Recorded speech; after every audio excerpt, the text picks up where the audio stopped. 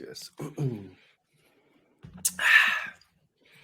Mondi, Hello, my friend. we're back. We have a remix of the top five pod. We're doing it Mondi style now. It's called the ranking pod. It's literally the same thing, guys, but Is it? it is. But it's okay. It's okay. This is fun shit for me. I was happy to do it. So let's get into it, Mondi. Tell everybody The what we're YouTube doing. audience, the YouTube audience hasn't seen this content before. Or heard it. Very true. So guys, this is a ranking pod where I'm just gonna. It's superhero themed today. So I'm gonna present Julian with basically like a casting of some sort. Like I'll say like, what's the best Spider-Man between Toby, Andrew, and Tom, and he'll rank them from first place, second place, third place. It's always fun to give our own little reasonings and stuff like that as to why we feel a certain way, and we can argue back and forth because I know he'll be wrong on a lot of these. So yeah, it's pretty simple. All right, so it's weird that my opinion can be wrong. Got it. yeah, it definitely can. So the first one will actually be that example I just used. We were going to rank the Spider-Men with Tobey Maguire, Andrew Garfield, Tom Holland, and Shameik Moore, a newcomer on the scene. Go ahead. Newcomer for some. Yeah, so at number 4, I have Shameik Moore, aka Miles Morales. I do not hate anybody on this list, but he's definitely the one I love the least, which is why he is at number 4. Could it be like his actual placement in time in my life? Sure. I didn't meet Shameik Moore's Miles Morales until a few years ago. So how can I love him as much as somebody that I met when I was a child, right? Even though he's black. And that's like a big thing for me in some of these lists. It really is. Not here though. Number 3, it is Tom Holland again. Somebody who probably would have been number 4 before I've seen No Way Home. But I just respect what he was able to do in that movie so much that he's made me actually love him. He's made me actually like him a lot. Number 2, Andrew Garfield. I don't care what anybody says. I know that everybody loves to shit on the Amazing Spider-Man 1, Amazing Spider-Man 2. It's too goofy, too much CGI. Who cares about the lizard? Fuck y'all. Who cares about the lizard? Look, I'm not gonna lie. The Amazing Spider-Man 1 is a hard watch, but the Amazing Spider-Man 2, I'm always gonna it's a good fucking movie, and fuck anybody else. I agree. Who thinks different. I agree. I fucking love that movie, man. And Andrew Garfield is arguably the best Peter Parker Spider-Man in my opinion. This is my opinion. Obviously, he's number 2. And yeah, number 1. I mean, who the fuck bit? I mean, come on, Toby. Like he's the guy I saw when I was 7 or 8 years old, however old I was, in the theater for the first time. He's my Spider-Man until I die. I don't think anybody's ever going to be able to replace him. So yeah, what do you think, Monty? So interesting. So you kind of had like waning results in terms of your Spider-Man as they've gone on chronologically. Mm-hmm. Okay, so unfortunately, when I made this list, it actually kind of surprised me where I put certain people. Like you, Shameik is number 4. I just think the live action treatment is just maybe it's not fair that he didn't get that, but it's just something about seeing Spider-Man in live action that's just, I don't know, and all the other Spider-Man have had more iterations to be Spider-Man than Shameik too. So I love his voice acting. I know you're not the biggest fan of him in Across the Spider-Verse, but I love him as Miles Morales, but he's number 4. Number 3 for me is actually Andrew Garfield. This is the one that surprised me. I thought for sure he'd be in the top 2. I love Andrew. I love all 3 of the next guys that are coming up here. But what Tom Holland was able to do, No Way Home, like you just said, it really just kind of put a stamp on it for me. And this is just me being totally unbiased. I wanted to really put Andrew at number 2, but I sat back and thought about it like, this kid's great, man. As Peter, as Spider-Man, he's believable. But so is Andrew, but it's just he captures that. I love that young Spider-Man angle, Okay. So maybe a little biased. I'm not sure. I mean, like fans major complain about Andrew that he was too cool as Peter Parker. What? Yeah, they say like he wasn't nerdy enough as Peter Parker, which I can kind of see. But Tom strikes a good balance for me. And number 1, I mean, like you said, man, it's Toby. He's just got the ethos, the pathos, and the what's the other one that we learned in school? Ethos, pathos, and mythos. I don't know. something. He's got it all. Yeah. And he's great, man. He's great as Spider-Man. He's great as Peter Parker. Heartbreaking scenes, man. In and out the suit. He's just a GOAT for me. The All right. fucking GOAT. Number 2. Let's rank Superman. So I actually have 2 asterisks for you because these are 2 Supermen I haven't seen, but you have. So we got 1 Christopher Reeves, 2 Brandon Routh, 3 Henry Cavill. But for you, I want to add on Tom Welling and Tyler Hoechlin because I know you watched Superman and Lois in Smallville. I know it's kind of like last minute, top of the brain, but can you put those in your rankings? I can. Okay, so number 5, I guess, would be Tyler Hoechlin. Again, this is, and I'm gonna try to reiterate if my list has any love or hate on it, because some of these lists coming up absolutely do have fucking hate, and I'm going to let it be known. So, man said hate.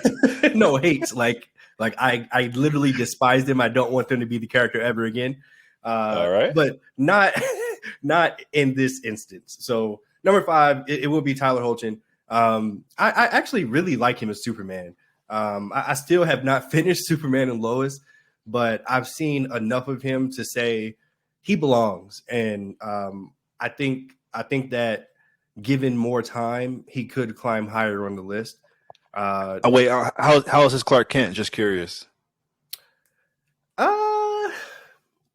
I've seen a couple clips on Twitter, and like he seemed like a little bit more of an aggressive Clark Kent. I don't know, like I don't have full context, but I've seen him do some things. I was like, okay, he kind of got a little Clark Kent with a little edge, maybe. I don't know. But go ahead. I mean, I don't want to say that. I mean, I think he's fine and he's serviceable, but like he shines more as Superman, obviously. Okay. But anyway, number 4 would be Brandon Routh. It's so funny because there's literally only one movie, which was Superman Returns in 2006, I believe. I still remember going to the theaters with my mom and my brother and Courtney to see this movie on opening night. And I remember almost being starstruck by this guy. I was just like, bro, like this, because like for me, this is the first time that I've seen Superman live action in theaters. For me, you know, like I was born in '93 for any listeners. That's a great point. I never thought about that. You're right. That's our first time seeing it. Yeah, this is our first time seeing Superman on the big screen in theater, so it had like a real impact on me. And obviously, I knew of Christopher Reeve, and obviously, I was knee deep in Smallville, but actually going and seeing it on the silver screen and like experiencing it, I was like, holy shit, like this guy is a star. And I honestly think Superman Returns is kind of underrated. Like I actually really enjoyed the movie. I don't think it works as like a standalone film, which is pretty much what it is, but I appreciate like the little slice of Superman that it gave us. And yeah, Brandon Routh, I think, was really good as Superman. Now his Clark Kent was pretty much just a copy of Christopher Reeve, which is fine because I think technically this was supposed to be like what Superman 5 or whatever. Well, it's technically a sequel to the second film, so yeah, like a direct sequel. Yeah, right. So yeah, whatever. Could be wrong. Could be wrong on that. Number 3 is Christopher Reeves. Christopher Reeves is interesting. Like, and I figured that I would get that reaction, but again, you guys have got to realize where I'm coming from. I'm only 30 years old. I unfortunately did not get to see Christopher Reeves in theaters in the 70s when he made those 3 Superman movies.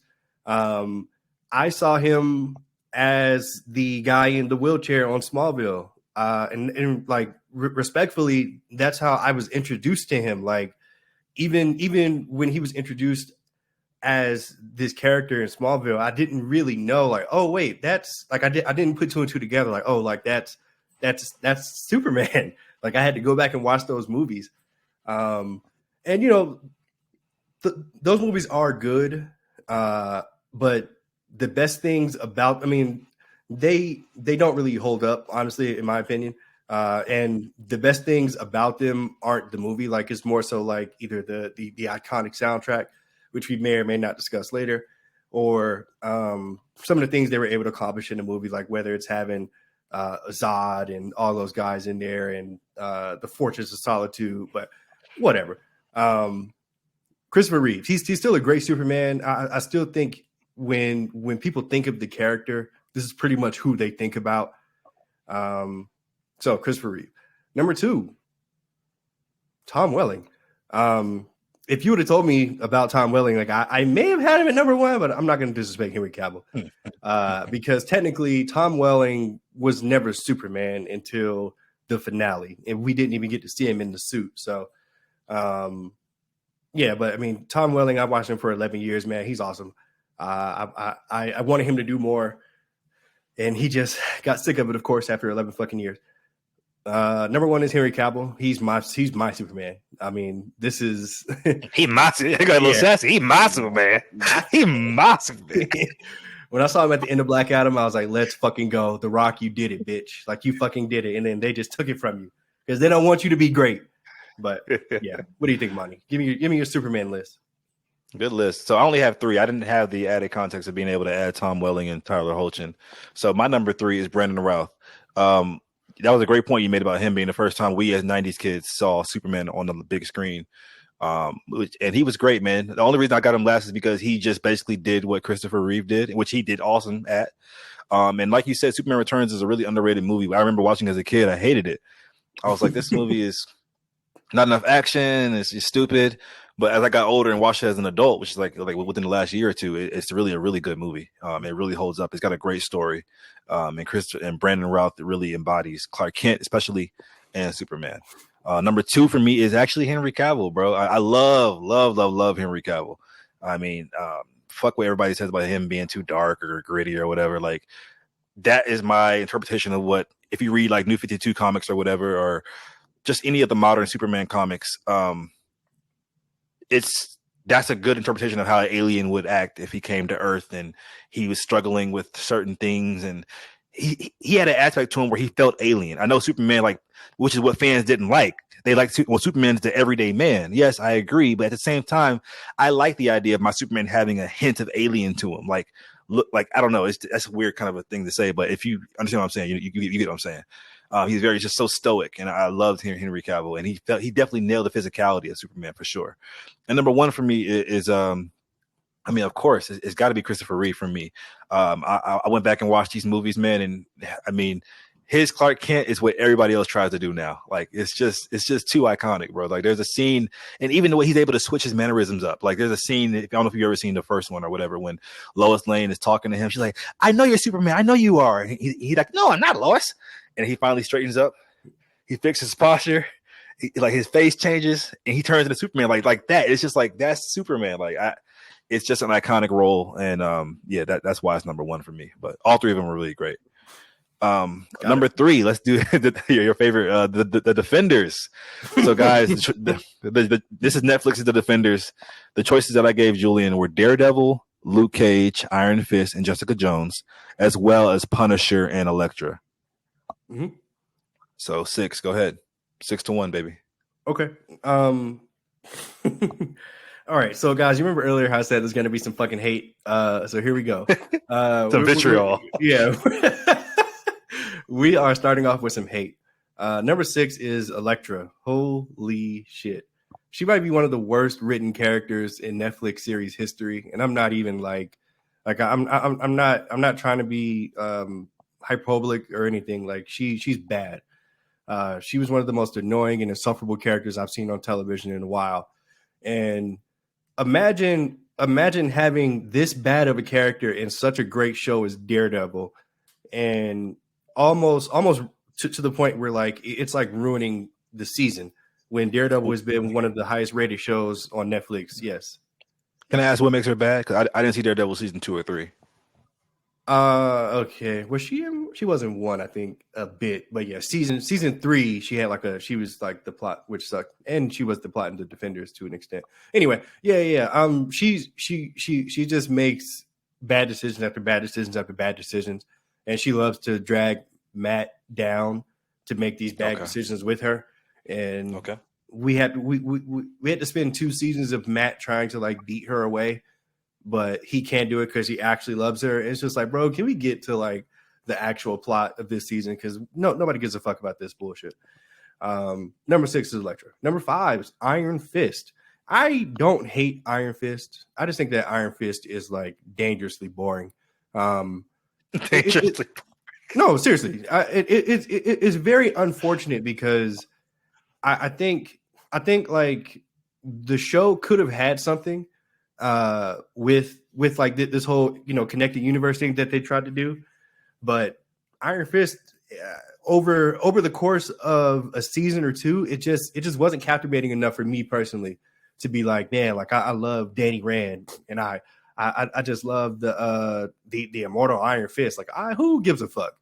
Fucking D Rand character. Number 4, Luke DeMarcus Cage. I'm trying to separate the show from the character because obviously those are two separate things here. So if we're talking just about the character itself, this character is also a little dangerously boring. I'm sorry. Even when he dabbed? Yeah. Don't you call me a nigga. I'm sorry. He said that? He said yeah, that? He did, yes. He did. Yeah, he did. Luke fucking Cage. Oh my goodness. I love it. Yeah. Number 3. Now we're gonna get into like, okay, like I actually like this character, Jessica Jones. I was actually very surprised with what they were able to do with Jessica Jones as a character and make her compelling and interesting over the course of a season or 2 seasons. I still think season 1 of Jessica Jones is one of the best things that the Marvel Netflix team has ever done, aside from the Daredevil stuff. And that says something because they put out a lot of content, as you can see, a lot of bullshit with Iron Fist, Luke Cage, 2 seasons of Iron Fist, 2 seasons of Luke Cage, 3 seasons of Daredevil, 2 seasons of Punisher, plus 2 seasons of Jessica Jones. And I still think the first one of Jessica Jones is really great for her character, for Christian Ritter, who played her really well. I would be happy if she ever came back. And then number 2, these are just 2 guys I love. John Bernthal's Punisher and Charlie Cox's Daredevil. Shouldn't be any surprise to anybody. What do you think, Monty? Good list. Ours is somewhat similar. Number 6 for me is Iron Fist. Now, keep in mind, my only context is The Defenders, which I love that show. I have the poster. I have the poster for The Defenders in my room. I know Julian hates it, but I like The Defenders. And so that's all I have for these characters. Iron Fist wasn't bad, and I know I've heard a lot of the complaints about Iron Fist, about his show anyway. I don't know about the character, but they say it's not the best, but he was okay. Number 5 is Elektra. She wasn't bad or anything like that. I thought she had a cool storyline, like at the Black Sky or whatever, or there's something like that in The Defenders. But she just didn't have a lot of dialogue because she was like a zombified version of herself. By the number 4 would be Jessica Jones. I like her a lot as well. Love what Kristen Ritter has done with the character. The comics have tried to mirror her, basically her performance and her rendition of the character. Anytime comics start copying what you're doing in live action, you're doing something right. Number 3, Luke Cage. It might be the nigga effect. It might be, huh? I see myself on screen, bro. It just means so much to me. Oh my god. Number 2 is Daredevil. I mean, it's Punisher, just like you said. Now he wasn't in Defenders at all, but I've seen that jail scene. How do you even know? Times. Oh, okay. And I've seen a great scene of him and Charlie Cox on top of a rooftop having the discussion over their like philosophies. I thought it was just a great scene. That is a great scene. Number one is Daredevil. So are you saying him and She-Hulk have a better connection than him and Elektra? No. Okay, he said no. He said no. And also, hot take, I think The Defenders is better than every single MCU Disney Plus show that I've seen so far. So yeah. That's not a hot take. Oh, it's not. Wow. Okay. I didn't say The Defenders is ass. I just said it's mid. That's all. Oh, okay. It's 2 different things. Okay. Number 4, let's do the Batman. Dun, dun, dun.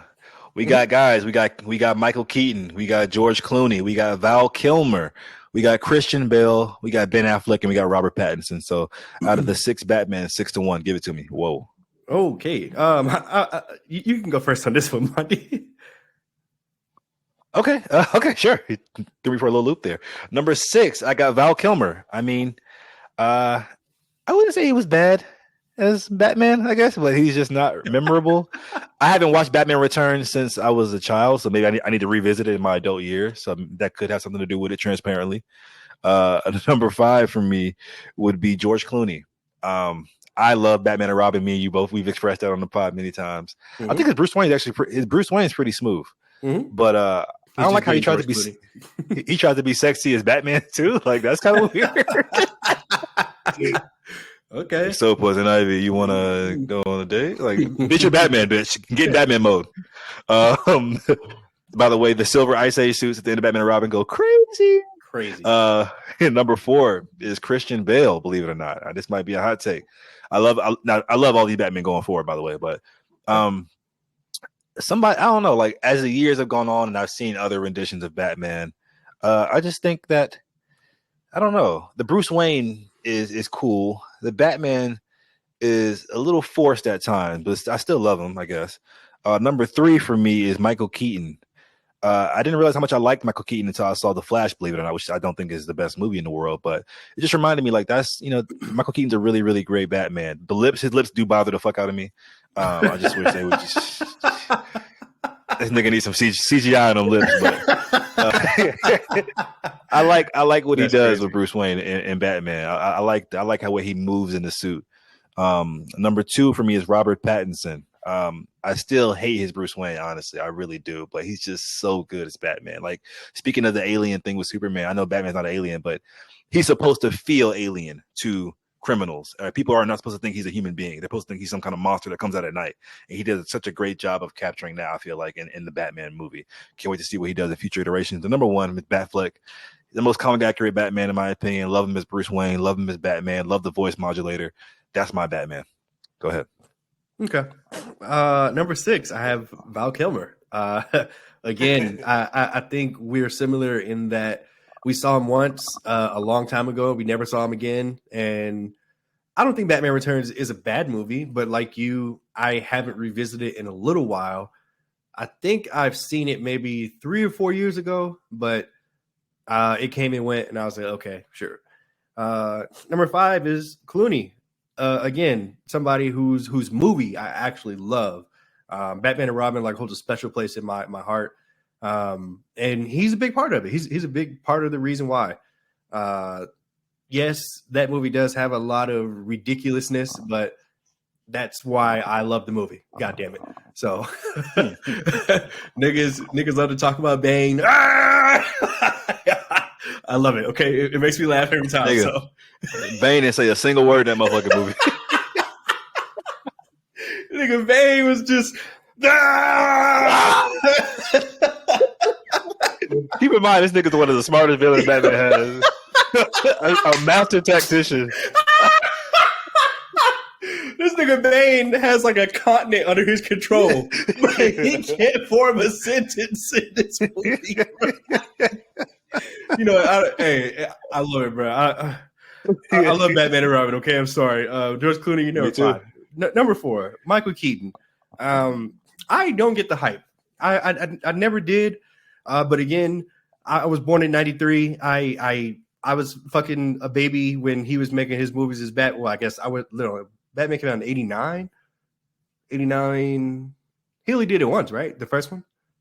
No, he did. Remember with Penguin and Catwoman? Okay. Danny DeVito, Michelle. Well, I said Batman Returns earlier for Val Kilmer. I think that was Batman Returns. Yeah, Batman Forever with Val Kilmer. Sorry. Yeah, Batman Forever. Go ahead. Yeah, anyway. Yeah, 4, Michael Keaton. Never impressed me. Never like struck anything in me. Which is why, like, when he came back for The Flash specifically, I was just like, I don't give a fuck. So if you love Clooney, but he did nothing for you, why is Clooney behind Keaton for you? Can I finish my point? How are you just going to interrupt me as I'm going? At least wait for me to finish, and then you can attack me. That's fair. That's fair. Now I've lost my train of thought. I'm just going to move on. Number 3. No, bitch, you didn't have no damn explanation. That's what it was. Number 3, Batfleck. Ben Affleck is not bad to me.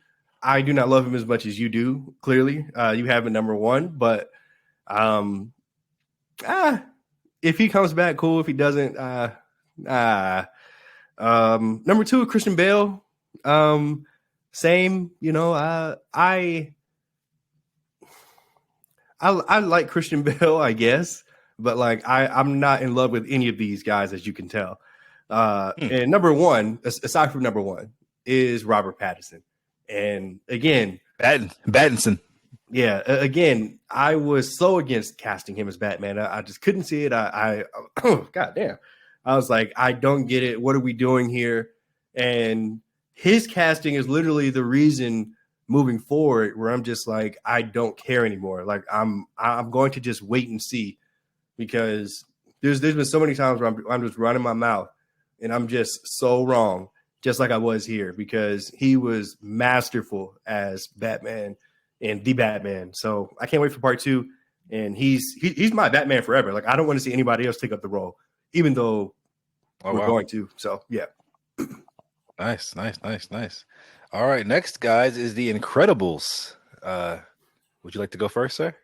Go ahead, man. This is your favorite 2D animated movie of all time. 3D animated. 3D. Don't do that.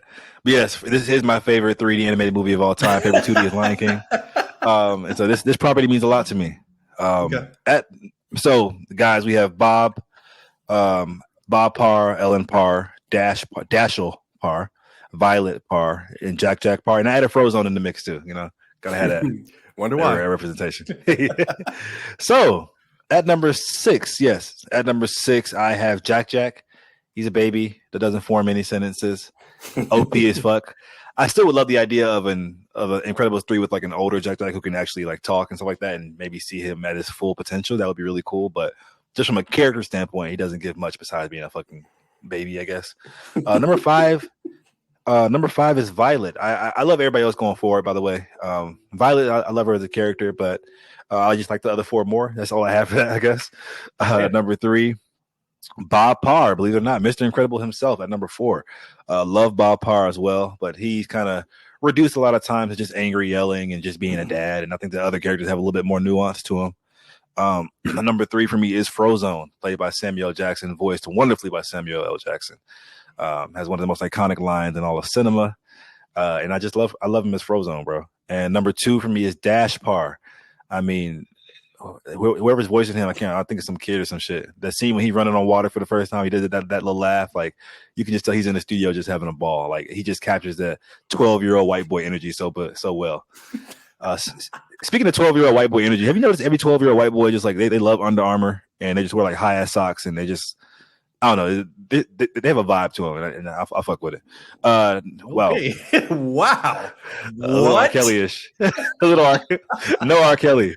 Okay, number 1, we already know who it is, baby. Ellen Thick Parr, Miss Pinky herself. I'm sorry, but no, Ellen Parr. I think she's just a wonderful character, great mom. Oh my god. No, she is. Okay. She's the true glue of the family. Okay. Yeah. Okay. Number 6, Jack. Like you fucking say, he's a fucking baby. Who gives a fuck about Jack? His overpowered ass. Number 5 is Ellen. Who the fuck is Ellen? What? Who is this? Miss Incredible. Incredible. Yeah, that's what I thought. Yeah, Elastigirl. Yeah. She ain't do nothing but complain in every fucking movie. Like, sit down, bitch, and watch the kids. In part 2, wow. Whoa, we're getting canceled. In part 2, she took the place of Mr. Incredible. She was the one out kicking butts, and Bob was a stay-at-home dad. Okay, number 4, we have Violet. I actually like Violet's power set, but she was more focused on like fucking than anything, and that was annoying. Stop trying to grow up, bitch. Number 3, Frozone.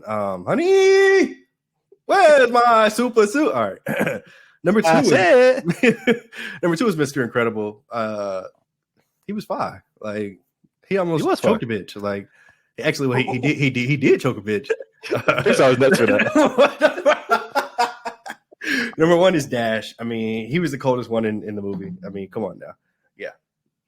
All right. It's time for this segment is dedicated to Julian. This next one, Mighty Morphin Power Rangers. Okay. Yes, we got Turbo, we got Zeo, we got Dino Thunder, but I'm talking about the OG Mighty Morphin. Go Power Ranger! Now the options here are Zach, Tommy, Jason, Billy, Kimberly, and Trini. Give me your 6. Number 6, I have Trini.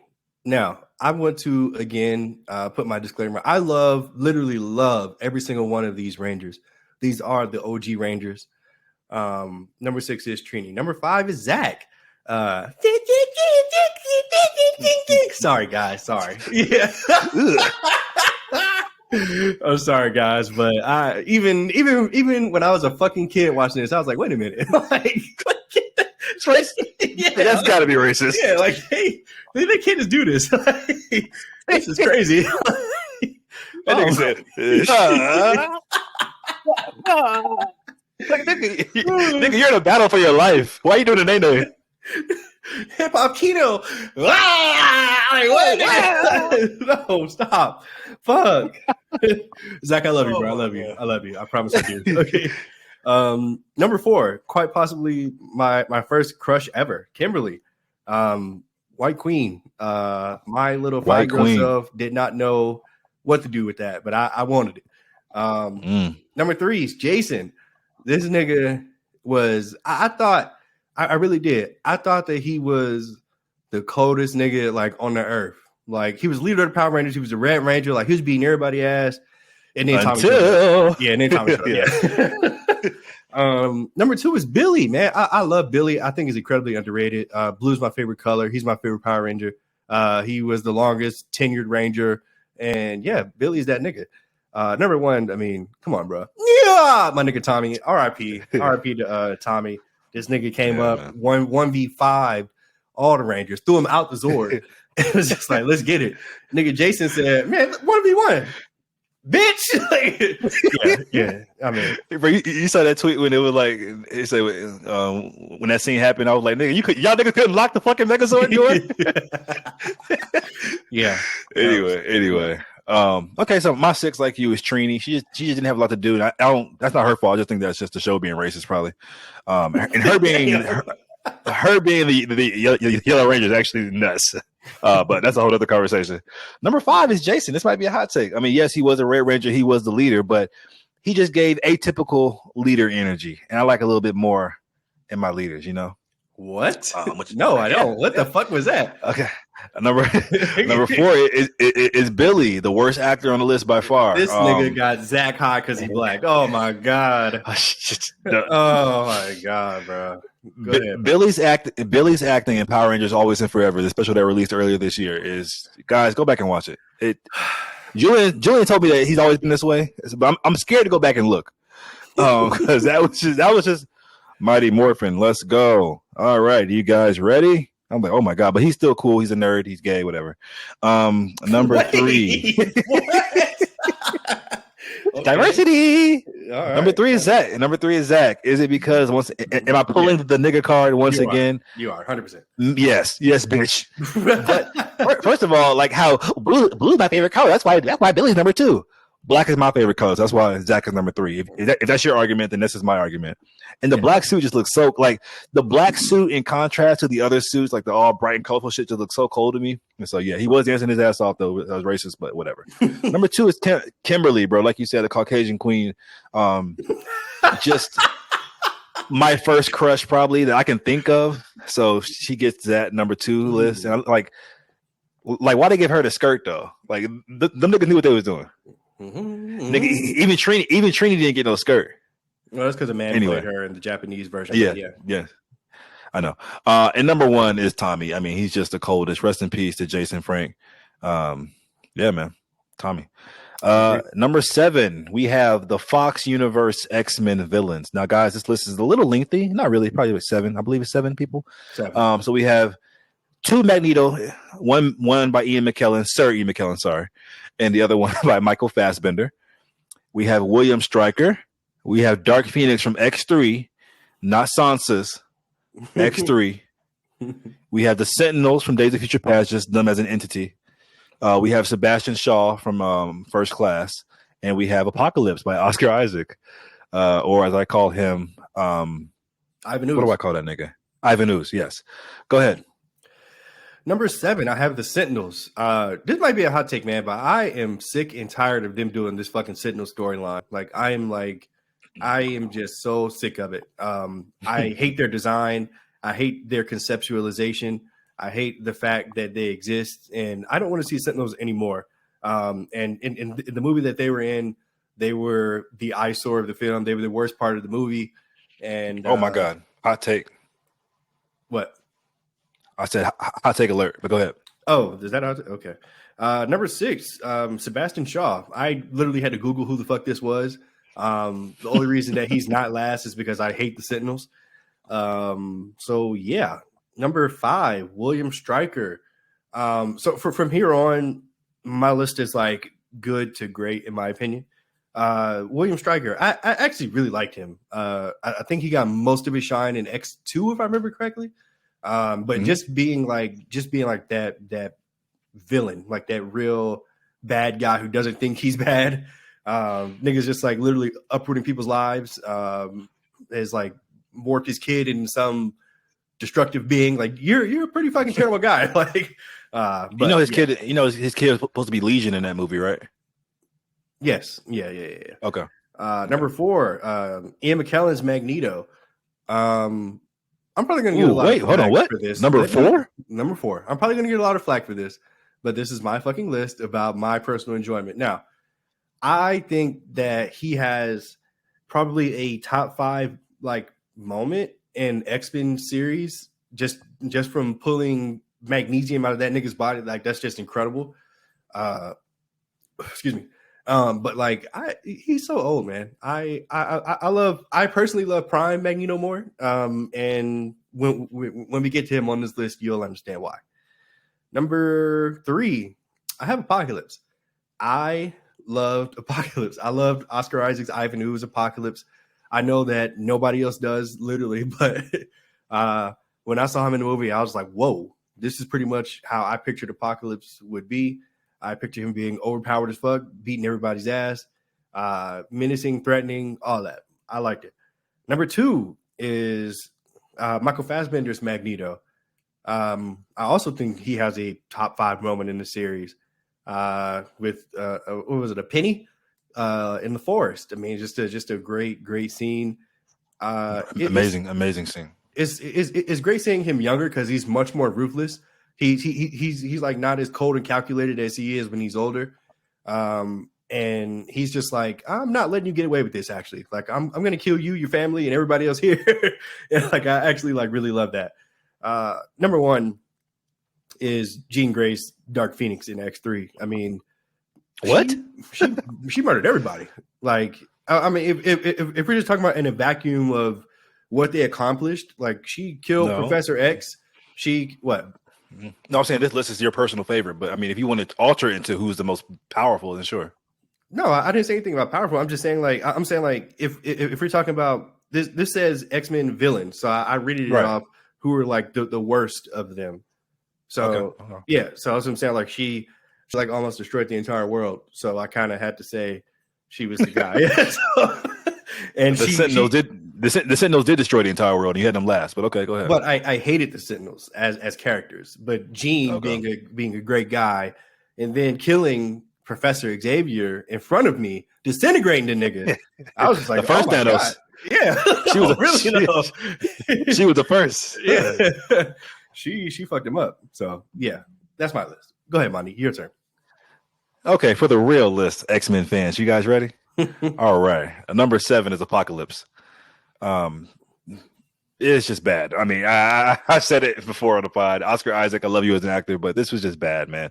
And not even the makeup, but if you guys know how bad Apocalypse is, and like I'm talking about like in a good way, like how dope this nigga is in the comics and like how menacing he is, Oscar Isaac did nothing. Like Apocalypse is almost like a Thanos level threat, you know, like for I guess Earth, but he's that nigga, and I just didn't get that nigga vibes from Oscar Isaac, unfortunately. Number 6 is X3 Dark Phoenix. Yes, I love Jean Grey, but she was just kind of reduced to, I mean, I guess she is in the comics as well, just kind of like a quiet, she's more of a weapon. Like that was more like Magneto was really the true villain of that movie, and he just used her like a gun. And so that's why I got her at number 6, you know. But she was, I mean, like you said, she did do a lot of damage. She was ruthless. Every time she was on the screen, I was like, okay, who's about to kill next? Because this is getting out of hand. So I give her that. Number 5 for me is Sebastian Shaw. Just his ties to the origin of Magneto really boost his ranking up for me in this, because they really closely related, and I just love how he was involved with the reason why Professor X is in a wheelchair. He's the reason why Magneto went on his whole rampage, killing humans and stuff like that. And so he meant a lot to X-Men lore. So I had to boost him up a little bit there. Number 4 for me is Stryker. Every villain from here I think is great. I mean, Stryker was just amazing. X2 I think is still the best X-Men movie. You could argue Days of Future Past as well, but I think X2 is just like a genuinely just good movie, like not even just a good superhero film, and it's largely because of William Stryker's connection with Wolverine, and Brian Cox is just amazing. Number 3 is the Sentinels, man. Like they had zero dialogue, they were just bodies on the screen, but they were so menacing, bro. I remember watching Days of Future Past in the theater, like what the fuck is happening? And these aren't the traditional Sentinels that we see like all the time. These are like the new futuristic amped up versions. Killed Iceman, killed Sunspot like nothing. Like these niggas were just killing niggas. Like left to kill Storm. I'm like, it felt like very rarely in superhero films you feel like the villain is actually like a real threat to the heroes, you know. And I was like, these Sentinels can kill anybody at any minute, so they felt like just such a huge threat to me. The last 2 are just a battle between the Magnetos. I wouldn't. If you argue the other one, I'm not gonna have any argument with you. Number 2, I have McKellen. I love Ian McKellen. I'd argue old Magneto is his prime. You said younger is his prime, but this is when, like you said, he's more calculated. He's mastered his powers, so they're full of their capacity. And that's why Magneto is such a great villain, because he can be an old man, quote unquote, and still be just the most dangerous man on earth. Just because of his mastery of magnetism. Okay, he's laughing at me. Okay, and number 1 is Michael Fassbender's Magneto, bro. Like that, like you said, that forest scene, bro. Like that's probably like top 5 best scenes in just comic books, period. Like, because you just see this. Granted, this shit was redundant as fuck, but Magneto tried to be like, I'm trying to be a good guy. I'm trying to be a good guy. I'm trying to be a good guy. And I honestly, like, I would be on the side of Magneto if I was a mutant. Like, these niggas, like, y'all not about to just keep fucking with me, killing my family. Like, nigga, fuck that. I'm about to show y'all why I'm him. And he did. That's just such a heartbreaking scene. So, yeah, I love Fassbender. Number 8, James Gunn's rendition of the Suicide Squad.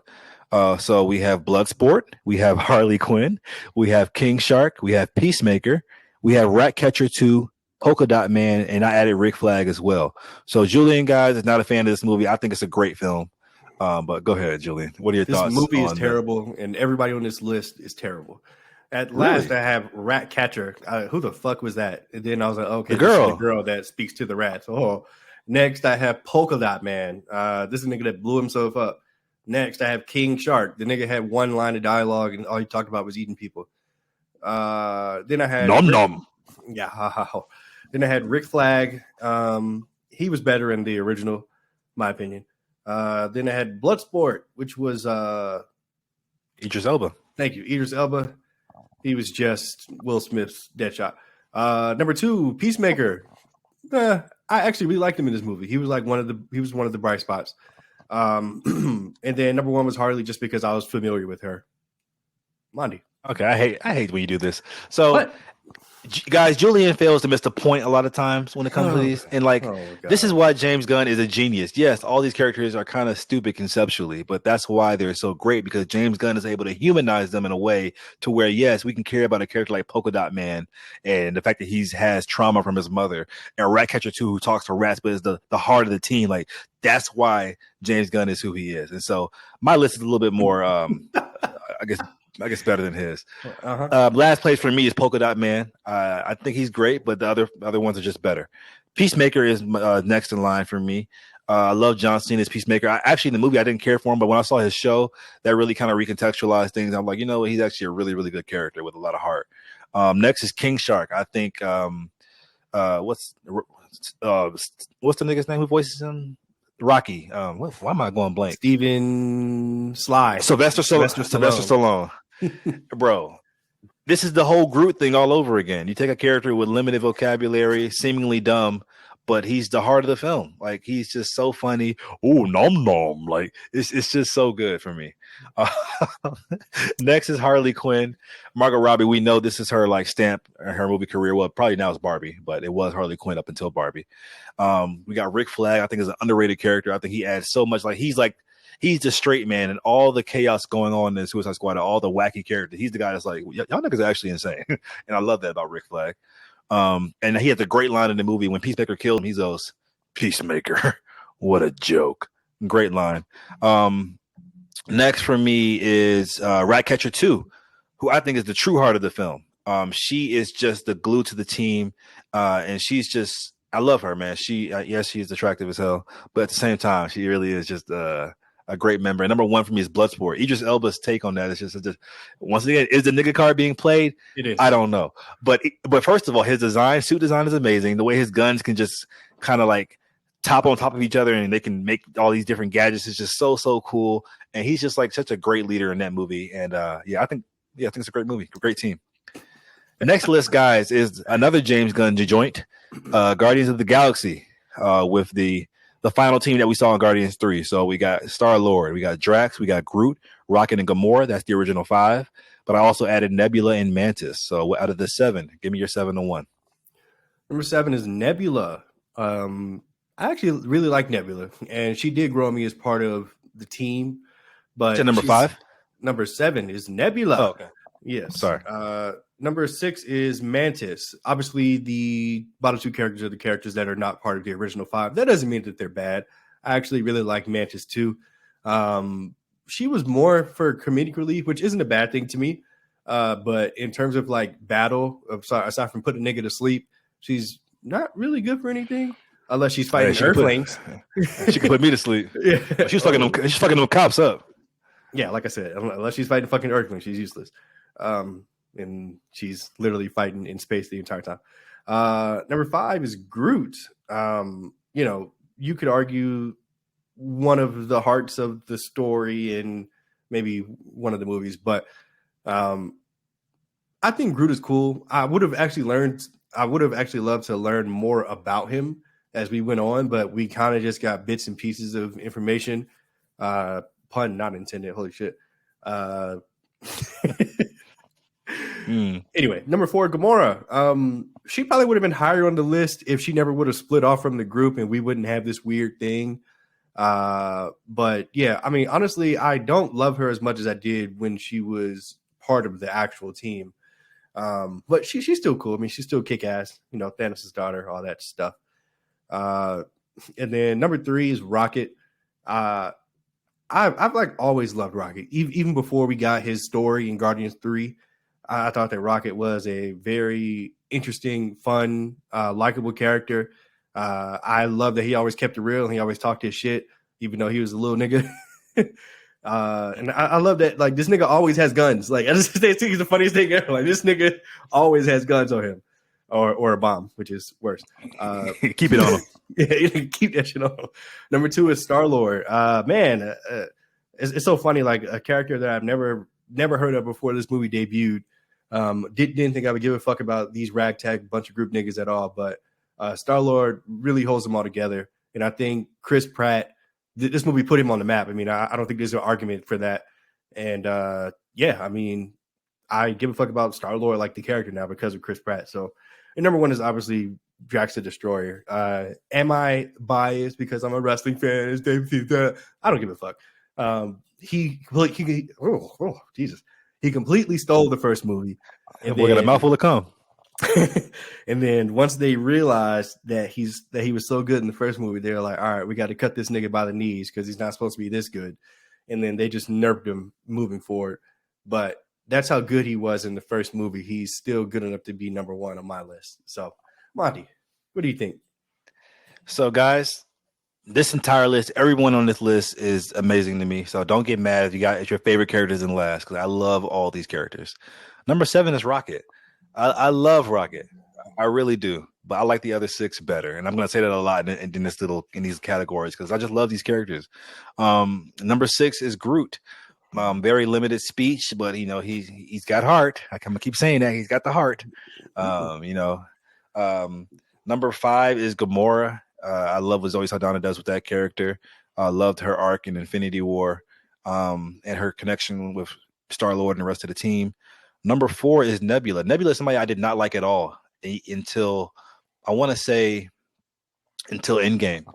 I just wasn't a fan of her character. I didn't think she added anything at all, but they did such a good job of giving her one of the most tragic arcs and one of the most fleshed out arcs in the MCU, maybe aside from Thor. And she's just such a great character now, and seeing that. And if you go back and watch the other movies, it makes those movies better because you can always see that she kind of always has longed to be normal, but she just thinks that she has to be this assassin just to please her father, who she's always in competition with Gamora. It's just really just a great arc, and Nebula is just such a good character, man. Number 3 for me is Star-Lord. Same reasons that you said, put Chris Pratt on the map. He's the glue. Number 2 is Drax. What Dave Bautista did with that is legendary, in my opinion, as far as I'm concerned. Limited acting experience and came in and just stole the show. completely, and has done so in every movie he's been in. And number one is actually surprising as well, which is Mantis for me. She just feels like such a Guardians of the Galaxy character in James Gunn's world, and she just fits it perfectly. I love her interactions with the entirety of the team. I love her compassion. I love what she brings, and yeah, I just think Mantis just embodies what Guardians of the Galaxy really is. Now number 10, our number 10 category, guys, is Snyder Cut Justice League characters. So, Superman, Batman, Wonder Woman, Aquaman, Cyborg, and Flash. So those 5 iconic DC characters in the Snyder Cut. 6. Yeah, this is easy. And whatever. All right, yeah, Snyder Cut Justice League. Number 6, Cyborg. You ruined it, bitch. Number 5, Flash. Hold on. Also, how did Cyborg ruin it? People love Ray Fisher Cyborg. How come you don't? He ruined the Justice League. If he would have just kept his mouth shut and just kept. Oh, like the actor? Why are you doing this, Julian? Julian. God forbid a nigga say there's racism going on. It's a joke. Number 5 is the Flash. You also ruined it. Number 4 is Aquaman. You did not ruin it yet. Batman. Number 3. 2 is and number 1 is of course Henry Cavill. Monty, give me a Snyder Cut. We got the same order, except I got Flash and Cyborg flipped. So Flash is last, Ezra Miller's Flash. I got Cyborg at number 5. I loved what Ray Fisher did. I still would love to see a teenage. I mean, did like in the movie, not outside of the. Oh, okay. Hey, I gotta ask because that's what I'm asking. I don't know why you made this shit personal, but anyway, I still would love to see a teenage Cyborg in live action. Or I guess I could see Doom Patrol, but why would I do that? Number 4. Number 4 is Aquaman. The fact that Jason Momoa has just turned Aquaman into like a bro is funny and tragic. Yeah, like fuck it, whatever. Number 3 is Batman. You guys already heard me gush over Batfleck. Number 2 is Wonder Woman. Hello, no. Don't make me do this. But what Gal Gadot was able to do in 2017, bad acting aside, she's amazing as Wonder Woman. And number 1 is the GOAT, Henry Cavill, Superman. Y'all are so fucking disrespectful talking about Gal Gadot, right? So fucking disrespectful. Hello, no. That was crazy. It's so funny too. There's a thread there's like a common thread in that movie when like Batman just wants to fuck her so bad and she's just not going for it. But anyway, they executed that much better in the GLA animated series. Nigga, that tension they had in that show had me like as a kid, like nigga, like Batman, stop playing, bro. Like, bro, she wants you, bro. Anyway, okay, I agree. Disney Plus Marvel villains. So I didn't put down every single Disney Plus Marvel villain, just some of the ones that I thought would be interesting to talk about. So I did Gravik from Captain Marvel. I did Najma from Miss Marvel. No, I'm sorry, Gravik from Secret Invasion. Najma, Captain Marvel 1.5. Najma from Miss Marvel. Agatha Harkness from WandaVision. Harley from Falcon and Winter Soldier, and Arthur Harrow from Moon Knight. So give me your, this is 5, no 6. Give me your, this is 5. Give me your 5 to 1. Number 5, I have Carly. Surprise, surprise. We've talked about how we just couldn't even remember her name, and luckily through the process of elimination, I was able to say, okay, I remember who Carly is because clearly she's from Falcon and Winter Soldier, and none of these other characters are. So Carly, number 4 is Arthur Harrow. I remember being disappointed when the show's over because I thought that what's the nigga name? The actor's name? Yes. I know it. It's on the tip of my tongue. Yeah. Ethan Hawke. Sure, Ethan Hawke. I thought that Ethan Hawke was going to be able to bring more to the role, and he just didn't. He was kind of like cookie cutter villain. Yeah. Number 3 was Najma. I didn't hate her as much as a lot of people did, but she definitely wasn't good. But I didn't think that she was like god awful. That's just my personal opinion. Number 2, acting aside, I thought that Agatha was actually a good villain, but the acting that Catherine something on did, Sure, that Catherine Hahn did was terrible. But the actual villain of Agatha was really good. And number one is Gravik. I think, throughout most of the series, he pretty much held it together. I still think he fizzled out in the finale, but that's an argument for another time. But yeah, that's my list. All right, my list. The bottom two are actually pretty bad for me. Najma is my last at number 5.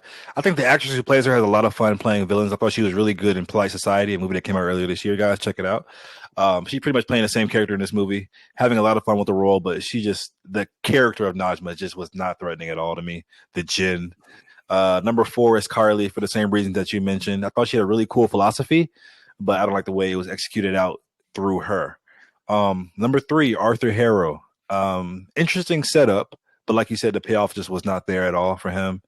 Number 2 is Agatha Harkness. I think you totally misinterpreted her campy acting style, which was on purpose for bad acting. I think that's not it. Okay, not it. She was a bad actor. I promise. Well, Catherine Hahn is known across the industry as being a good actress, so that's why not in WandaVision. Bring that up. And number 1 is Gravik. I think he's that show aside, like Phase or Disney Plus shows aside, he's a top 10 Marvel villain for me. Yes, I think he did fizzle out in the finale. Not his fault at all. Just I blame the writing completely. But what Kingsley Ben-Adir did with that character, just total presence, man. Even amongst Titans like Samuel L. Jackson and Ben Mendelsohn. And I wish he would have more to do going forward in the MCU. Gravik was an amazing villain in a mediocre show. Next is Justice League animated series characters. So this is the OG show with Superman, Batman, Wonder Woman, Flash, Martian Manhunter, Green Lantern, Jon Stewart, and Hawkgirl. Give me your 1 through 6.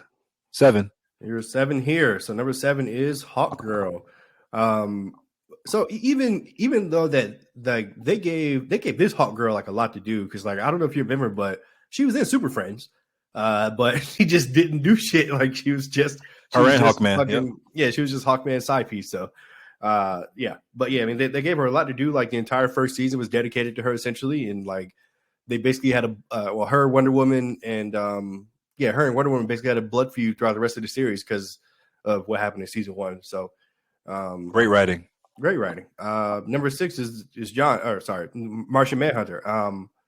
I honestly think that they gave more for McGann to do in Young Justice than they gave John, which is kind of crazy, but whatever. I still think that he's super cool. He's super integral.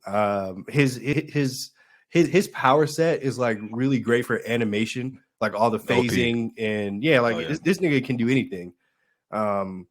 Number 5. Yes, I have Wonder Woman. It's so interesting how the difference is from the live action to the animated series. This Wonder Woman was fine. She was powerful. She was, Queen of Themyscira or Princess of Themyscira, whatever. You think you hate women? No, that's not. I had her at number 2 in my live action. It's just that unless she was talking to Batman, I did not care what she was doing. That's just me being real. Number 4 was Flash, man. I really appreciated this what am I trying to say? Iteration, rendition. There you go. Whatever word you just said. I really appreciate this iteration of the Flash. This Wally West when a lot of people wanted Barry. I thought the storyline around him dying was super compelling. I really enjoyed it. Number 3 is Superman. Again, like somebody that's just like one of my favorite lines in the show is the episode where Superman dies, and they're all just talking about how like we literally wouldn't be here if it wasn't for this nigga. Like there were like so many battles that we would not have won if Superman wasn't there, and that just shows you how you about to cry. Hold on, come on. What? Why is your voice cracking? You about to cry? Can you shut the fuck up? You love interrupting me mid thought. I'm sorry. Damn. It just shows you how. It just shows you how awesome Superman is. And the ending scene is still iconic. Number 2, Jon Stewart, man, Green Lantern. Having a black Green Lantern fucking matters. This is the only time I'm going to use the black card here. You've used it for like 3 of your lists, by the way. And, and yeah, I mean, come on, having a Black Green Lantern is just awesome. Number 1 is Kevin Conroy's Batman. This is my Batman. Yeah, I love him. Great list, great list. Number 7, I love all these guys, by the way, guys. Number 7 for me is Martian Manhunter. This nigga always got headaches every episode. That shit kind of pissed me off. But other than that, this nigga here in the world, it's so many fights could have ended if this nigga just used his like telepathy to his full extent. But like the villain put always one little thing in the weapon and make sure this nigga get a headache. Well, okay, whatever. Number 6 is Flash. I've always been I grew up reading Wally West more than Barry Allen, so I like the fact that we got Wally West here. Like I know, like any Flash media now is always gonna be like Barry Allen for some reason, but I like Wally West more than Barry Allen. So I like the fact that we got Wally West. Number 5 is Hawkgirl. What they did with her with the Thanagarian invasion and how that kind of altered her and changed her, and I just thought it was really good writing, bro. This is a character that no one really knew about before the show. And now, she's a staple in DC because of this. I think she's more popular than Hawkman now because of this show. Yep. Voiced by the mom from Wizards of Waverly Place, by the way. Number 4 for me is Superman. A staple, like you said. He's the reason why they won so many battles. They just brought him over from his show, so already had that context. He's just a great character. Number 3 is Jon Stewart, Green Lantern. This nigga was the coolest nigga, bro. He's just I'm pulling the nigga card again. I'm sorry. Like it's always cool to see a real nigga amongst a group of whites. Cats. And nigga had his collar up at all times, the green eyes constantly glowing. He's the reason why so many Black people are like Green Lantern fans. I feel like now, honestly, he just introduced us to that world. And like even the creator of the show said, yeah, I could have did Hal Jordan, but I wanted to have that diversity card, so I brought in Jon Stewart. Now I think Jon Stewart is just as popular as Hal Jordan now, honestly, in terms of household name recognition because of this show. This show did so much for so many characters. Number 2 is Wonder Woman. She was just so badass. Like I think like this is the Wonder Woman that I like.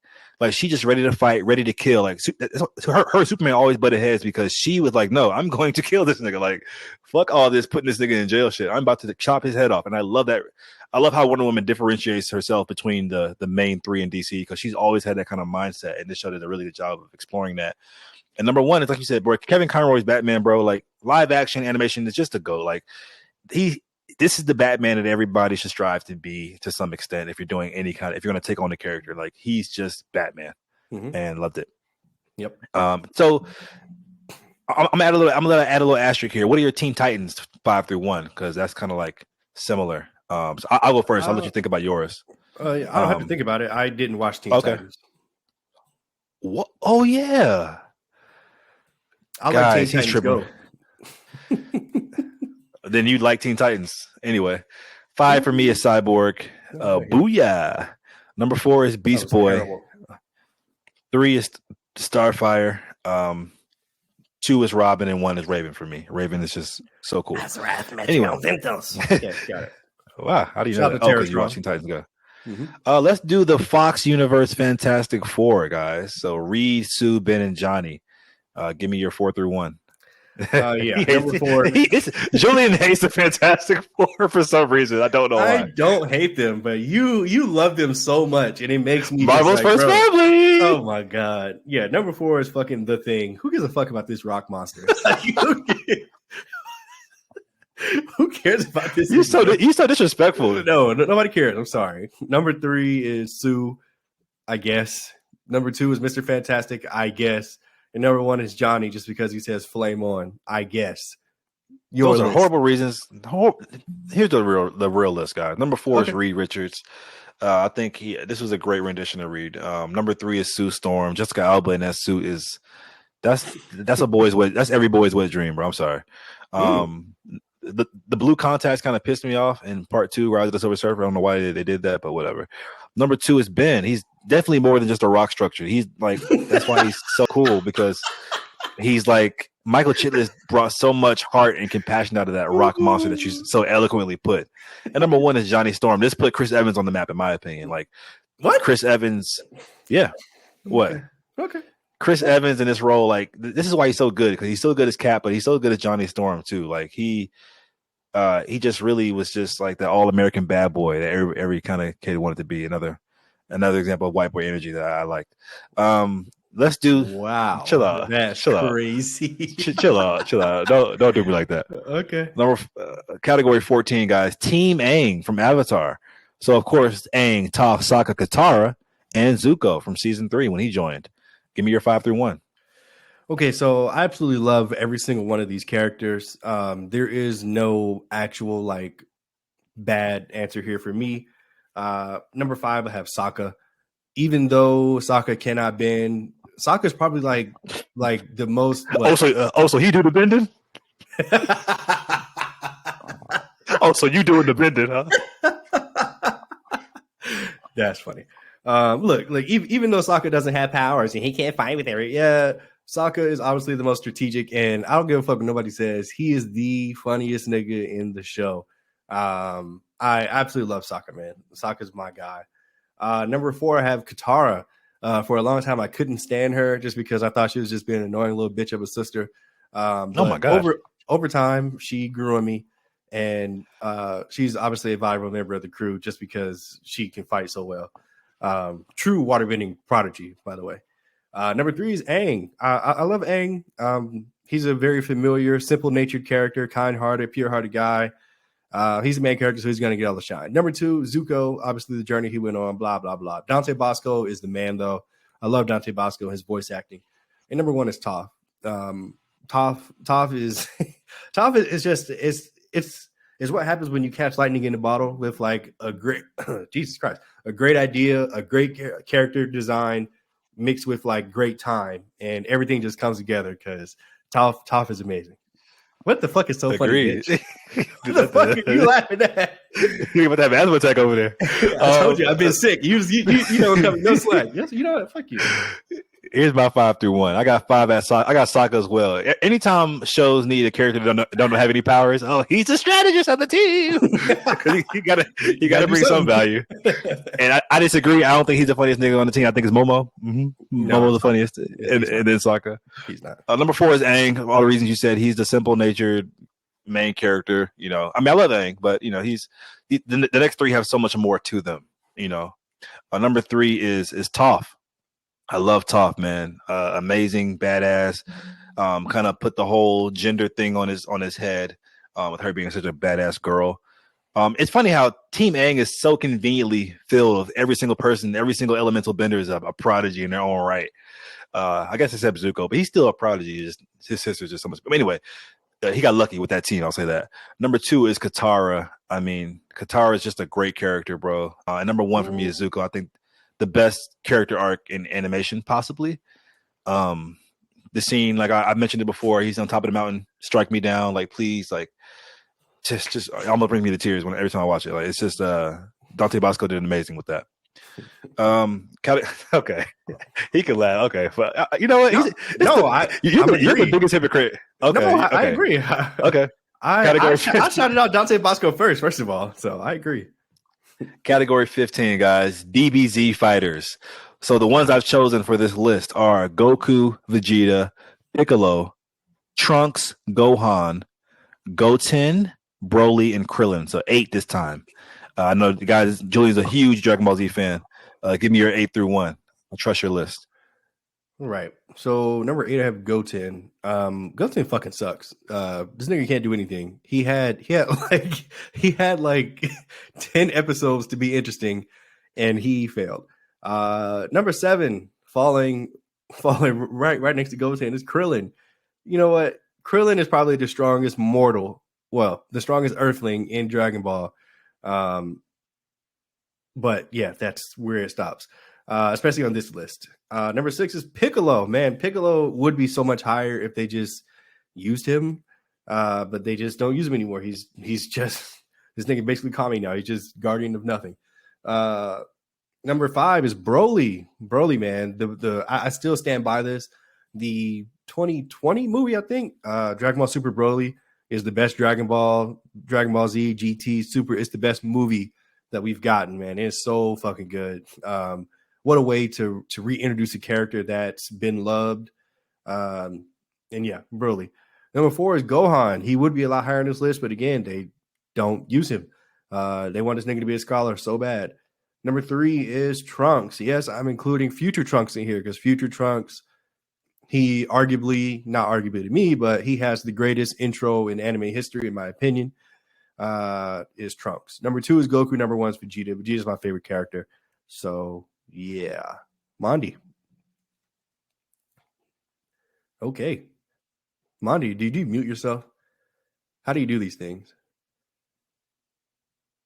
You can't hear me? Yes, I hear you now. Sorry. Number 8 is Goten. Similar reasons. I still love Gotenks. That's my favorite fusion, by the way, is Gotenks. Okay. Number 7 is Gohan. They just talk about wasted potential. And he's kind of boring to me. I don't know. Number 6 is Krillin. I think Krillin gets a lot of. It's kind of fun to always shit on Krillin, but he's such a good character. He's a good guy. He's a guy that everybody just strive to be. Yes, he fucks robots, but I mean, hey, we all have our bad days. Okay. Number 5 is Broly. I do think Broly has the movie has the best action out of any of the movies, but my favorite personal movie from just a storyline, it's not a canon movie, but I've always been a sucker. I don't know why, for Cool's Revenge. That's my favorite personal movie. So, yeah. Number 4 for me is Trunks. He's just such a cool character. Like if you guys can see like a consistency here, I like just suave, cool characters, and that's Trunks. All right. Like those grown men wearing those jackets, looking cool with the long hair. The crop jacket is crazy, and the sword. Yeah, it is. Piccolo is number 3. I don't know why you disrespected that man so much. Like, yes, he might be reduced to whatever he's doing now in Super, but he's just another cool character and just a great guy, great guardian, great arc as well. When in the earlier Dragon Ball Z saga. Number 2 for me is Goku. I mean, he's like, come on, he's like the face of anime almost. And then number 1 is Vegeta. I mean, he's just the coolest, the baddest. If you like Zuko, you like Vegeta. He's definitely Zuko coded, or Zuko is Vegeta coded. And so is Batman. Let's get it right. So it's like I like Batman, Vegeta, Zuko. They're all coded in a similar kind of thing. So I love all of them. Yeah. Next is DCEU villains, guys. They're definitely more than the ones I chose, but they just suck so hard that I just chose these, and these aren't even that fucking good. So we got Zod, we got Lex. First of all, I didn't realize how bad DCEU villains are until I made this look like, oh my god. We got Zod, we got Lex Luthor, Ares, Black Manta, Ocean Master, Enchantress, Black Mask, and Cheetah. So out of those 8, give me your 8 to 1. So here's the thing about this list. Where was Black Mask ever in any of these movies? Was it the Wonder Woman movie, 84? No, Birds of Prey, played by Ewan McGregor. That's what it was. It was one of those forgettable fucking movies. Okay, so Black Mask is last, just because it was no. Scratch that. Last is Jesse Eisenberg's Lex Luthor. Okay. Zack Snyder, how fucking dare you? How fucking dare you? This is the one time I was right, and I'm never gonna let you live it down. When they cast Jesse fucking Eisenberg, I was like, the nigga from The Social Network, like Lex Luthor, the big bad. Yeah. All right. Anyway, and then it's gonna be Black Masters because I literally forgot Ewan McGregor even did that. Next we have Ares. I don't think that Ares was inherently bad, but he definitely was not good. This was probably like one of the weak points of the Wonder Woman movie, which that movie was still really good. Anyway, next we have Enchantress. I think it was like a cool transformation, like the hand Enchantress. Yeah, but other than that, great. Yeah, that was cool. Mid. Next is Cheetah. Holy shit. This is a terrible idea, terrible costume design, terrible execution. And the guy that Cheetah get this high on your list, that's kind of crazy. Oh, well, these are all just bad. I mean, okay. Yeah, like they have to go somewhere. Like, next is Black Manta. I honestly don't hate Black Manta as much as you did in the first Aquaman movie. Hopefully, y'all can redeem some love from you in the next movie. But honestly, I don't hate him as much. Number 2, I have Ocean Master.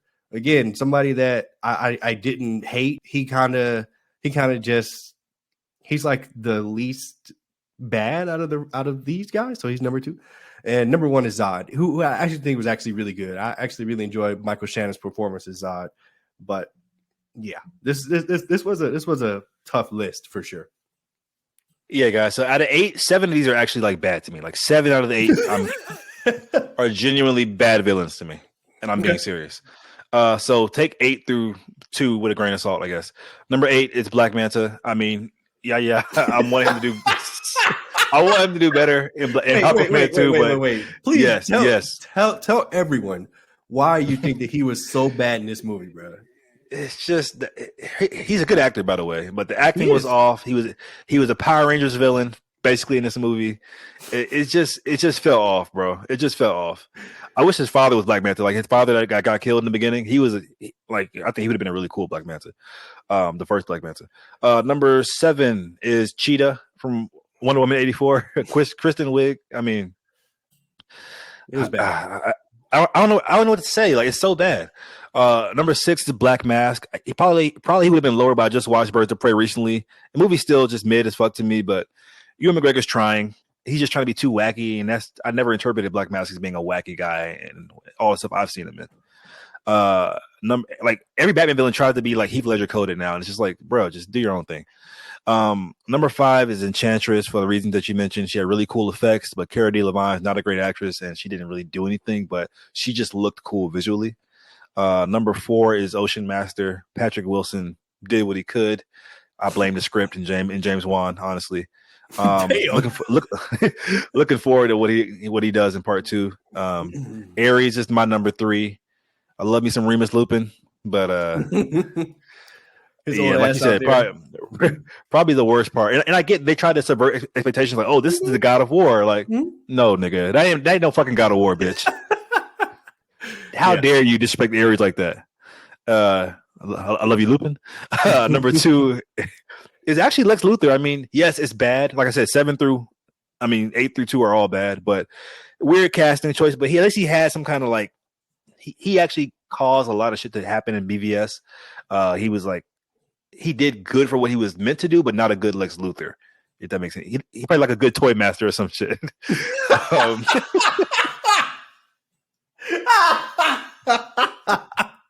Toy number master. 1. Number 1 is Zod, bro. Michael Shannon has so much fun with that role, and yeah, definitely number 1. Great scene. Number 17, guys. This nigga said Toy Master. That's crazy. TMNT. And I added Splinter. So the 4, Leo, Mikey, Raph, and Donnie with Splinter as well. So give me your 5 through 1. Number 5, I have Master Splinter. I love Master Splinter. And I still stand by the fact that they should go back to putting some respect on his name, especially in this last film that we saw. But yeah, he's not better than any Turtles, in my opinion. Number 4, I have Michelangelo. Michelangelo's always been the lamest to me. He's just some nigga that doesn't take anything serious and just wants to eat. So yeah. Number 3, Raphael. Raphael is the most annoying because he just doesn't want to listen. Like this nigga's entire character is just being angry. That's really annoying. Number 2 is Leonardo. He's cool because obviously he's the leader. But and he swords. And your favorite color is what? Blue. Yeah. That doesn't matter. And number 1 is Donatello. Donatello is the coldest nigga in the show. These niggas literally. That's like me. These niggas. Fuck you. This nigga like it because you got glasses. Fucking nerd. They wouldn't survive. Like me. They wouldn't survive a single mission without Donnie. So yeah, Donatello. Oh, I wonder why you chose him. Okay, this nigga said, 5 is like me. The fuck up, bitch. Number 5 is Splinter. Like he's just not better than any of the Turtles, but I love Splinter. It's so funny that clip on TikTok from I believe TMNT 2 when he's talking in the room. He's like, they're like, Master Splinter, what were you doing on the roof? He said, coming to a conclusion. I'm like, nigga, why would you pause that? That's actually sick that you pause that long. Number 4 is Raph.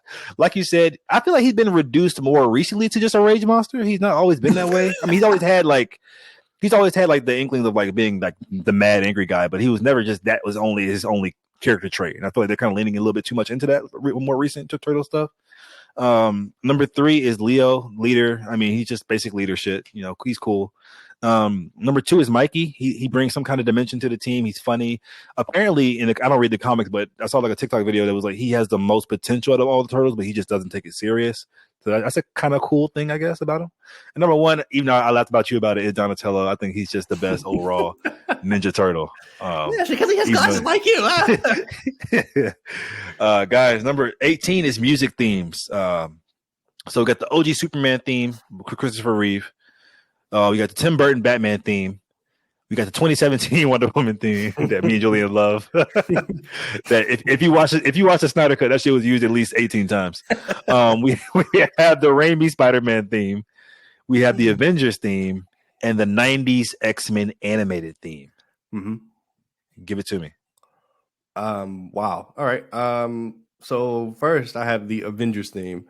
Now it's so funny. Like, I actually think the more iconic theme is the theme I use for the pod, the intro theme that they use, but the Avengers theme is still cool.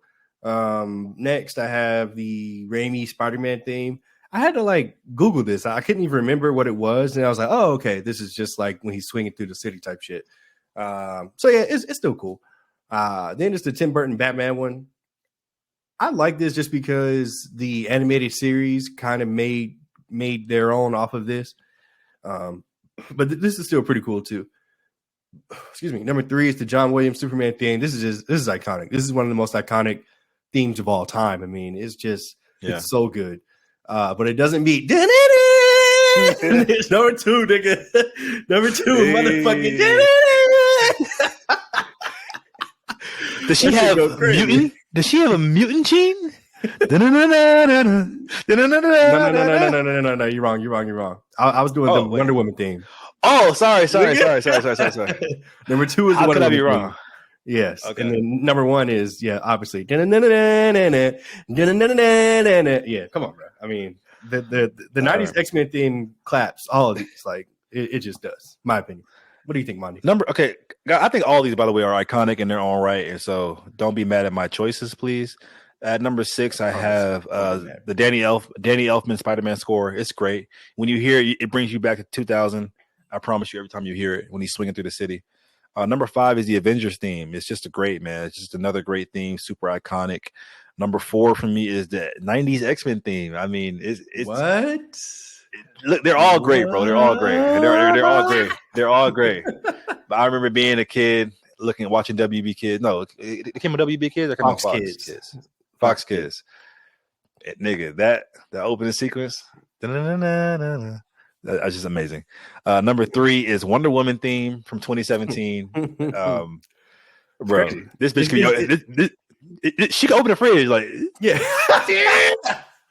Yeah, bro, like do it. And like when you first hear it in BVS, it's just such a great moment. Like when you're watching it for the first time, when she's she's like they're fighting Doomsday, and you're like, oh, hold on, are you thinking about to bring the Trinity together? And when she comes in and drops down, and she's smiling, and she's like, yes, the Trinity in live action, and they just overused it, but I don't care. I want them to use it every single time she's on the screen, bitch.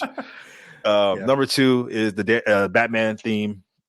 Just iconic, bro. Like it just gives me Halloween vibes. It has a Tim Burton shit written all over it. It's just kind of like every Batman theme is kind of tried to use that to an extent. And then number 1 is the OG Superman theme. Like I feel like I'm flying when I listen to that shit. Like I feel like I'm literally in the air. I feel like I'm. You know what I'm saying? Like it's just that's just the superhero theme at its core. Two more guys. We have the 7 from The Boys season 1. You didn't watch you did watch The Boys season 1. Yeah, I watched season 1. So even though they're called the 7, there's only because Translucent died in episode 1, so he's not in the 7 anymore. So I took him off. So we got Homelander, Black Noir, Starlight, The Deep, A-Train, and Queen Maeve. So just 6. Okay, so number 6 is going to be Black Noir. I don't remember a single thing he did in this entire season, so that's why he's number 6. And guys, for reference, Julie only watched half of season 2 and season 1. He's not caught up on the greatness of what The Boys is. Go ahead. Yeah. Sorry. Number 5, I have Maeve. I appreciated the plane scene that she had with Homelander in this season, but other than that, I can't remember a single thing she did. Number 4 was The Deep, just because he's funny. They never take this nigga serious, at least in season 1. Number 3 is A-Train. Great opening sequence through him. I'm kind of annoyed that he's like such a bitch when it comes to Homelander, but I guess everybody is. Number 2 is Starlight. She had a lot to do in this season. I mean, this season was her coming out party. Her power's a little funky, but whatever. Number 1 is obviously Homelander. I mean, the entire series revolves around him at this point. So did season 1. So yeah, Homelander. All right, guys. Here's my list of someone that has full context of 3 seasons and Gen V, halfway through Gen V. Number 6 is the Deep. I mean, he's just a play on what people think Aquaman is, and he's so much more powerful. People who actually know comics, but this is what people think Aquaman is. Nigga just talks to fish and has gills and swims around. But yeah, he's number 6. Number 5 is A-Train. Like, he's a bitch to Homelander, but everybody kind of is, really. I mean, A-Train. I mean, Homelander is just that nigga. I mean, he's a god amongst men, so it makes sense. Now, him, I'm actually not pulling my nigga card on him just because he's not representing us very well in this show. I'll say that. Number 4 is Queen Maid. I wasn't the biggest fan of her until season 3. Actually, they gave her a lot more to do in season 3 and 2, I guess, towards the end, and she's actually a really good fleshed out character. She actually stands up to Homelander like, nigga, no, fuck you. And I like that. Number 2 is Starlight. Just a great character as well, kind of the audience's point of view into the show and how we would react to certain things. And number 1 is Homelander. I mean, that's just an amazing character off the gate. Like, he's going to go down in like media history just because of Anthony Starr's rendition of that character. And last one here, guys, is for my Young Justice fans out here, all 8 of you. We have the core members of Young Justice. We have Superboy, Miss Martian, Kid Flash, Artemis, Aqualad, Nightwing, Zatanna, Rocket, and Forager. So, of course, there's other members that kind of come in and out of the team, but these kind of the ones that I feel like have the most screen time out of everybody. So, go ahead, give me your whatever 9-1, I believe, on this one. So 1, 2, 3, 4, 5, 6, 7. Yeah, okay. All right, so number 9 is Rocket. I honestly don't even remember when she joined the fucking team. Like, I literally don't remember the moment where we were like, oh, Rocket's a part of the team now. I think she was just there season 2, maybe. No, she was not. No? It was either season 3 or 4. I'm going to say 3, but it was definitely not 2 because seasons 1 and 2 I've watched repeatedly because they're so good. And then 3 just falls off a cliff and then 4 kind of goes to hell. But whatever. 8, Forager. I actually like Forager. Like, he's funny. Like, I like his speech mannerisms and like his design is cool. He's the background. He's from the new guys. Cool. He's a fucking bug. 7, Zatanna. Again, I don't remember when she joined the fucking team. No, I was playing. She joined in season 2 after Dr. Fate took over her father. But I actually really like Zatanna, but I feel like they only really used her as a love interest. And then once they got once the show kind of left Cartoon Network, it kind of just like went to hell, honestly. Which is very unfortunate because Zatanna, the character, went from being a love interest to being a mother. Because like now she's like the mother of magic to all these other niggas. So sorry, Zatanna. Next is Wally, Kid Flash, man. He died in season 2. They've been trying to bring him back, I think, since then, and they have not succeeded. So yeah, but he was a great character when he was there. He would always, he was the joke guy, love interest to Artemis, who I have next. I actually really like Artemis, man. She grew on me a lot. In the earlier seasons, I was having trouble holding on to her and her storyline. But as we got more into just her family and her family dynamic, I was like, okay, I fuck with Artemis. I ride with Artemis. Next is Superboy, number 4. It's so funny how you come from just being this mindless thing to being a married man, and all of a sudden, like, we're supposed to like actually give a fuck. No, I'm just kidding. I love Superboy. I think he's super cool. And I think there was a lot of great character stuff that they did with him. These next 3 are like the show in my opinion. It's Miss Martian at number 3. I said it earlier, like they gave Miss Martian more to do character wise than they did John Jones in the series they made 20 years ago. Even powers wise, like Miss Martian is more powerful than John Jones in this show. Like she is. They've stated it numerous times. Like her psychic abilities are more fearsome and shit like that. So crazy. Number 2, Robin, bruh. Robin / Nightwing. Like, this nigga is so cold. Like, this nigga is so cold in like the entirety of the series. I love that we get to see him from 8 years old to fucking 20 or however old he is in the show now. I mean, I really love damn, what's the nigga's name? Shiny teeth, yeah, me, shiny teeth. Chip Skylark? No, the voice. The voice actor. I can't remember. Anyway, he does a great Robin Nightwing. But number one is Calderon, Aqualad. Like this nigga right here, this nigga right here, this nigga go hard. I didn't even know about the Atlantean magic, all that bullshit. Yeah, like Calder's the leader of the group now, and he's my favorite. It's not even close. Yeah, great list, man. Number 9 for me is Rocket.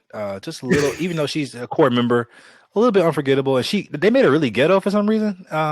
She from her name Raquel. she said, my baby autistic. Like, I don't give a fuck what nobody say. I'm a raise him right. Like, I said, oh my God, why are we doing this? Yeah. Number 8 is Kid Flash. I always have issue with characters who just reduce to just being the jokes of the crew. When he died, it really didn't mean that much to me. Sorry. Wow. Number 7 is Forager. I care about a bug more than Wally West. I love the way he rolls around. Forager, water food. Thank you. Sound just like that. No, Forager cannot go on that world. Forager just a bug. Forager say no. But like, imagine when he's in his human form and the bitch is trying to fuck with him. Like, first of all, he goes to high school, which is insane. A fat ass roach going to high school. Imagine the bitch fucking with him. And he turned into the bug form. Like, oh my God, like trauma for life. Number 987. Number 6 is Miss Martian. Wow. Super Bowl, you a nasty nigga for talk about. I accept you in your white Martian form, bitch. Hell no. As soon as I would have seen that bitch turn to white Martian, I'm out of there, bitch. She are fucking ugly as shit. Yeah, she would have brain blasted your ass, nigga. She would. Super ain't got no choice. No, Super ain't got no. Poor Superboy, but no, she's a good character. Another one who's always having headaches. These telepathic niggas. God damn. Number 5 is Superboy. He's cool.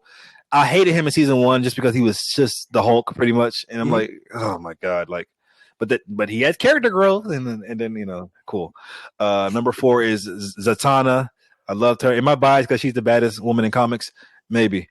But just as a side note, whenever they cast her live action, she better be the baddest bitch on the block. You understand me? And number 3 is Nightwing. Like you said, his character growth is amazing. Seeing him from a little boy to another white boy energy coded for sure. To being basically Batman. They turned him into Batman pretty much season 4. I was like, okay, he's still Nightwing though. Let's not forget that.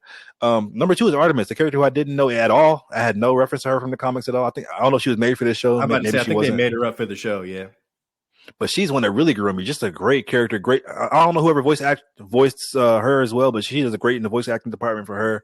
And I just love like the fact that you turn somebody like this is why characterization is so important in movies and shows, because like somebody who just shoots arrows is just so cool to me. And I love Artemis.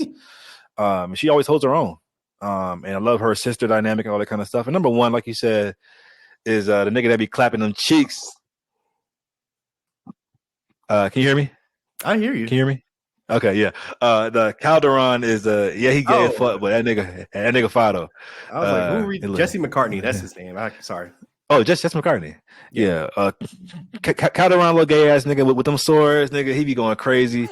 I was so mad in season 3 when he was like trying to fight these niggas every episode, and I was like, oh, it was a plan the whole time. I was like, oh, okay, cool. So yeah, I love his dynamic with his father and how he has to battle his demons. He's just a great leader. And yeah, just a great. Now this is the last nigga card I'm gonna pull, but he's just a great character. And yeah, I mean, the fact that he's gay is nuts, but whatever. Yeah, that's my list. 9 to 1. He's comically gay. That's comically accurate. It is true. He said, I've been looking for Garth, man. Where Garth at? I'm like, oh my God, why are you trying to find Garth? What are you gonna do to him? But guys, that wraps up the ranking pod. We had a lot of fun on this one. Hope you guys stayed for the whole time. If not, fuck you. Subscribe to YouTube. and Apple Podcasts, I believe. Sure. And every other podcast platform. Yep. Yeah, I'm doing the plugging this time. Go ahead. I'm doing the bending. And thank you guys so much for tuning in. Julian. Thanks, Monty. Thank you. Bye.